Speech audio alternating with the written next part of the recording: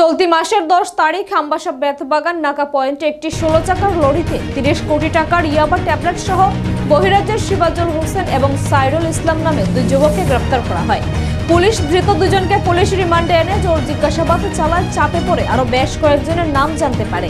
এর মধ্যে police answer Uddin Laskar নামে এক ব্যক্তিকে গ্রেফতার করে নিয়ে আসে তার বাড়ি আসামের কালাইন এলাকায়। ধৃত আনসার উদ্দিন লস্করকে 5 দিনের রিমান্ড শেষে আজ আদালতে সোপর্দ করা হয়। জানা যায় এই মামলায় আরো বেশ কয়েকজনকে জালে তুলবে পুলিশ। এই বিষয়ে বিস্তারিত জানান মামলার তদন্তকারী অফিসার প্রকৃত জমাতিয়া। একটা আমবাসা পিএস কেস কানেকশন 2025-এর 3 নম্বর কেস এনডিপিএস এর একটা মামলা। এর একটা আসামি আসলো। আমরা ফার্স্ট যেদিন গাড়ির বিটে হয়েছিল 2জন আসামি অ্যারেস্ট হয়েছে, তাদেরকে কোর্টে ফরওয়ার্ড করে পুলিশ রিমান্ড নেওয়া হয়েছে।